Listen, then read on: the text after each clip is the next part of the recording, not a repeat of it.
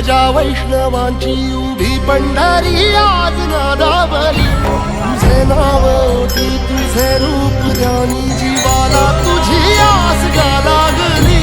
जरी बाप साऱ्या जगाचा परी तू आम्हाले कराची विठू माऊली